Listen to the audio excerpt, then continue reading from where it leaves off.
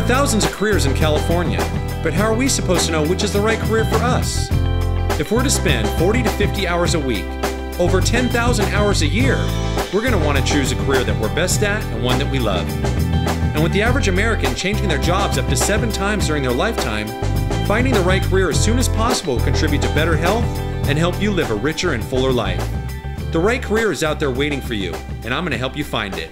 I'm Freddy Cochran. Welcome to California Careers.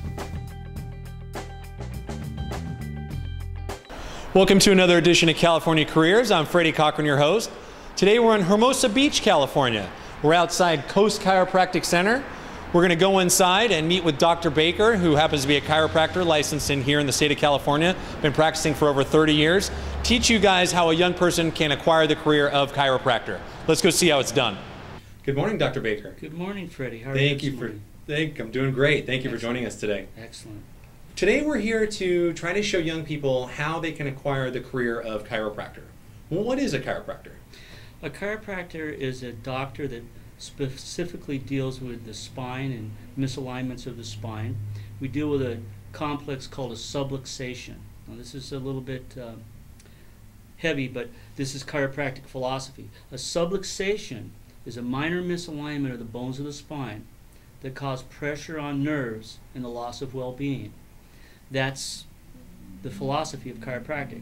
And what chiropractors do, they remove the subluxation with an adjustment.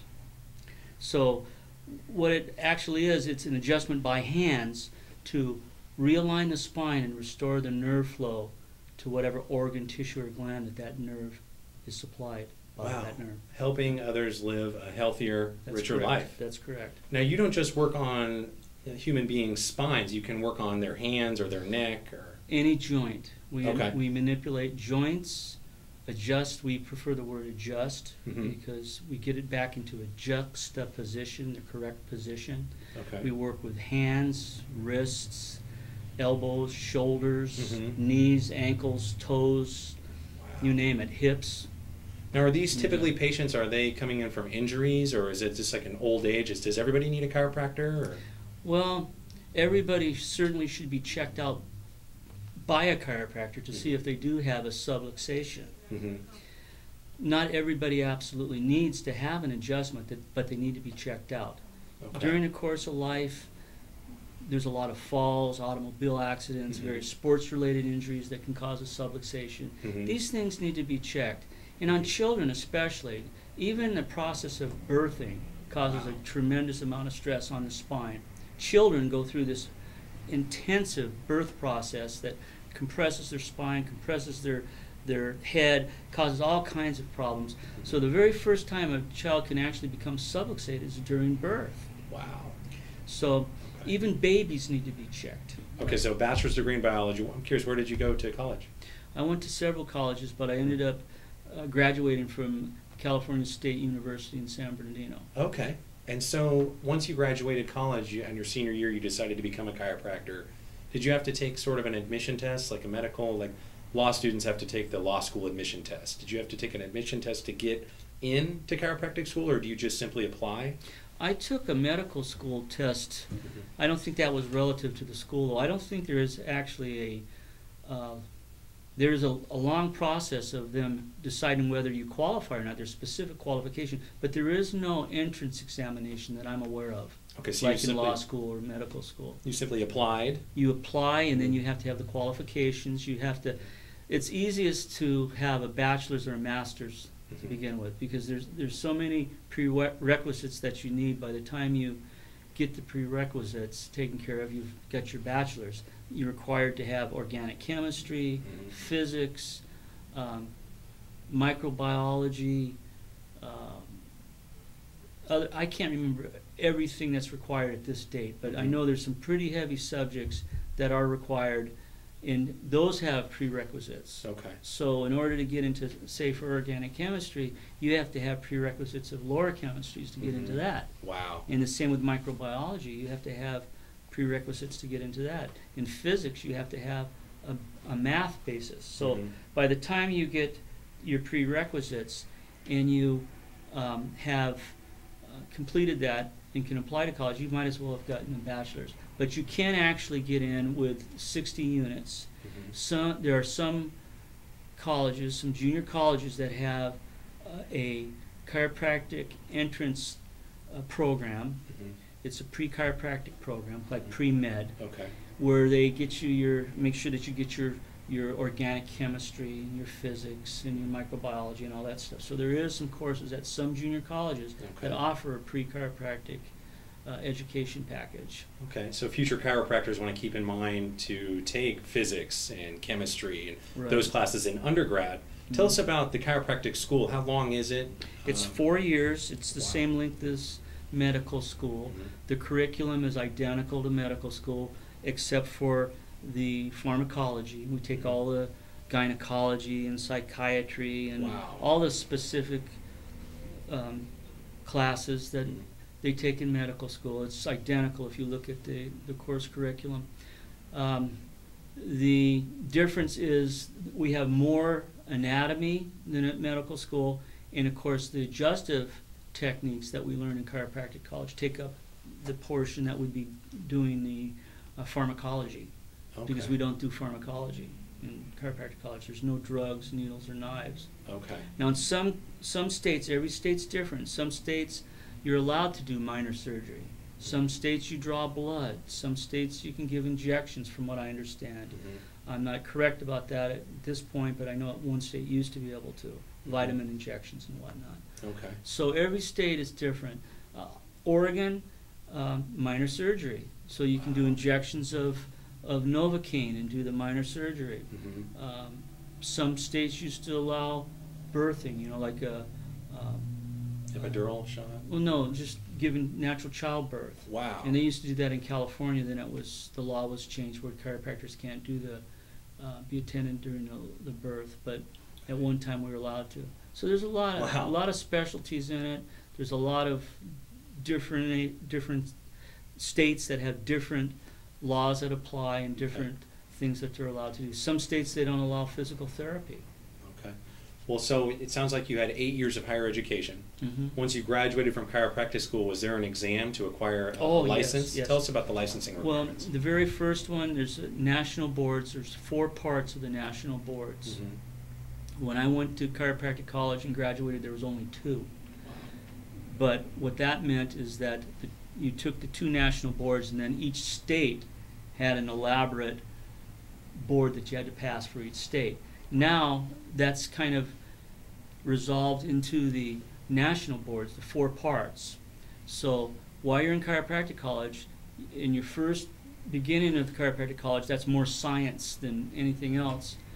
You take parts 1 and 2, which are more dedicated to science and that type of stuff. You take the exam during your schooling? Yeah. Okay, it's and not you have to prepare after for it. school, it's during. Okay, that's interesting. Then you take the other 2 in your last 2 years, part 3 and 4.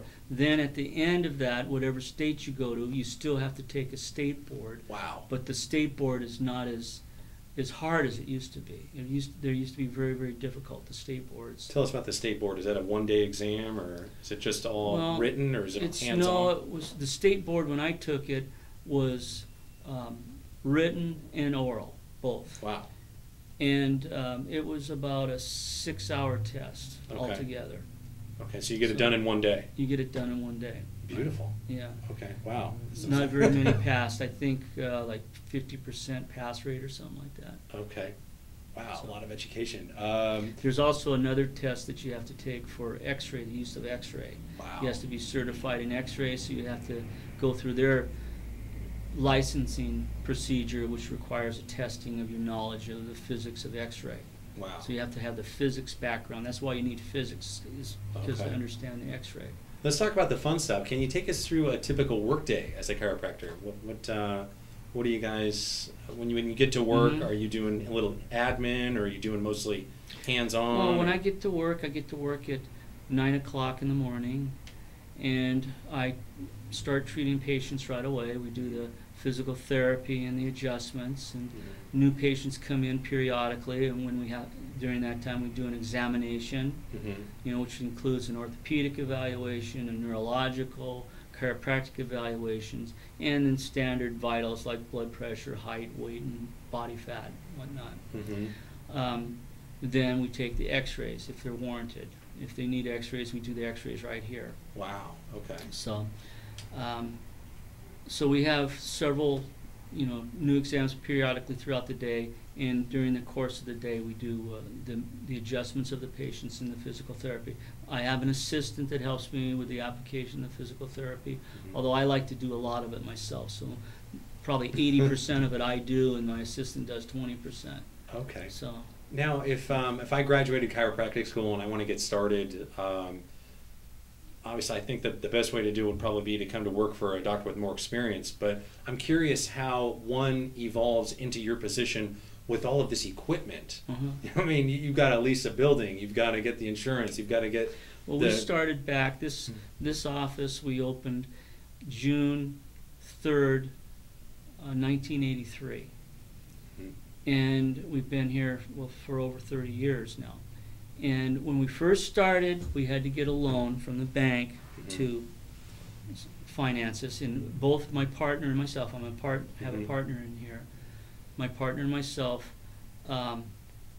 worked as professors at the Chiropractic College. Okay. So that gave us an income to live on.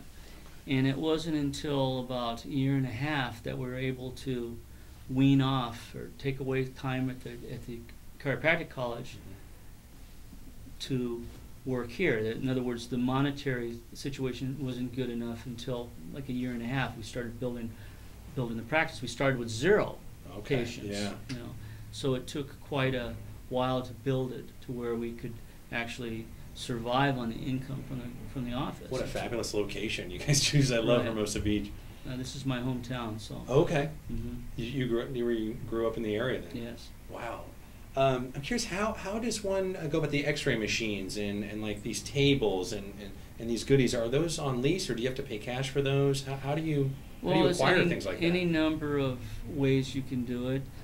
We originally, when we came in, we leased everything with a buyback. So what that means is you just lease it in name only. At the end of the lease, you give them $1 or something crazy to buy it. And it's a lease with $1 buyback is what they used to call it. Okay. Now it's a little harder to get money nowadays, so I'm not really sure how people are doing it. It's more difficult nowadays to have the bank. In fact, we were the very first people that this bank loaned to as chiropractors that they loaned to. Wow. Back in '83. As we're gonna go through later and take a better look at your office. But want to wrap it up. What are the pros and the cons of this career? What do you love about this career, doing this? I like being able to make sick people better. Make people feel better, take away their pain, have them function properly when they weren't able to function. I get a lot of joy out of that, and that's why I do it. The downside right now is only the economy, and this will shift as time goes. But right now, the medical healthcare delivery system is taking a pretty brutal blow to them with all that's going on in the economy right now. Yeah. Everybody's unsure, so the insurance premiums have gone up so much in their deductibles that people don't want to use their insurance because it costs a lot of money. So that's the only drawback that I see is the actual economy right now, the way it is, and this is a temporary situation. It's not a permanent situation, but it ebbs and flows. It gets better and it gets bad and it gets better and it gets worse and it gets better. It's just continuum. So to summarize the pros, it sounds, gosh, you're making people's lives better. They live a healthier, richer, fuller life by coming to see you. That's a beautiful element of the goodies. On the con side, what do you think about the stigma of medical doctors sort of putting a black cloud over the chiropractors? Does that seem like a con? Does that ever come up where doctors Not anymore. I get more referrals from medical doctors than I do from my patients, my own patients. Okay. So I have a very good working relationship with medical doctors. I don't know if everybody is like that. I think maybe it might be a little unique for me. But the stigma that used to be there, it's not there anymore to the extent that it was. There was an antitrust suit back in 1978 that the chiropractic profession sued the medical profession in their different venues that were actually trying to get rid of the chiropractic profession. They were writing false articles and doing various things for that, and then they uncovered that. Once they uncovered it, the medical profession, the hospital associations, all that, had to recant what they had said. They had to back off and reprint Awesome. everything and take it all back. Now, you know, chiropractic's in the medical journals and all that kind of stuff. But the bottom line is you guys are helping these guys, and that's all a farce. That's not true, and that you guys can help people with back problems or any joint problems in their body and help them live a healthier life. Exactly. Now, do you have any internships available for kids today, or how does one get started to become a chiropractor? Well, in chiropractic college, they have what they call a preceptorship and a postceptorship. A preceptorship is when, in chiropractic college, when they're in clinic, they can go to a designated doctor's office and work in there and get their requirements, because there's a certain amount of requirements that they have to fulfill during their internship in chiropractic college. You know, X amount of adjustments, X amount of x-rays, X amount of physical therapies, all that. They can do that inside an approved chiropractic office. Okay. And so that's for free. They're not getting paid for that. They're not getting paid. Okay. And that's called a preceptorship. Okay. Once they graduate and they're waiting for their state board results and all that, they can do a postceptorship. So that's doing that after graduation. Okay. Again, they can work in the office, you know, do some things, and they can get paid for that one. Okay. So it's kind of you scratch my back, I'll scratch yours. They work for Okay. free for the initial period, then they get paid, you know, a certain amount after that.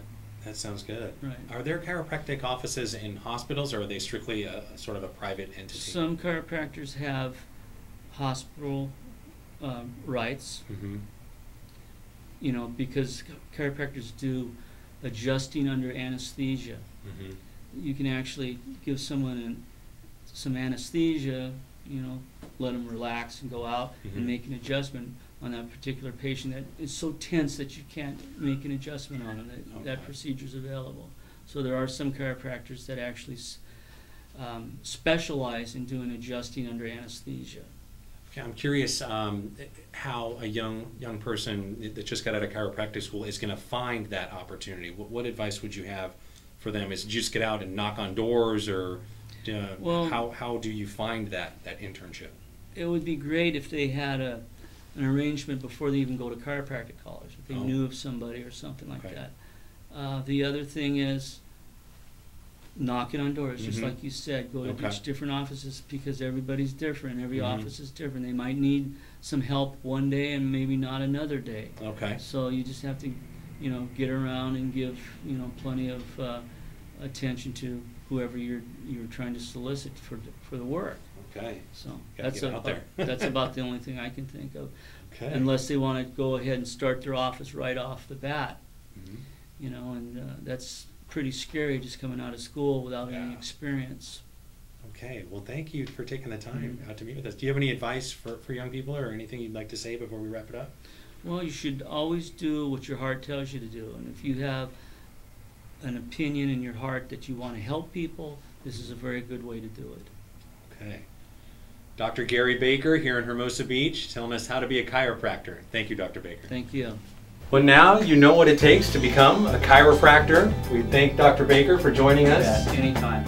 Thanks for tuning in. This is Freddy Cochran signing out from another edition of California Careers. Take care.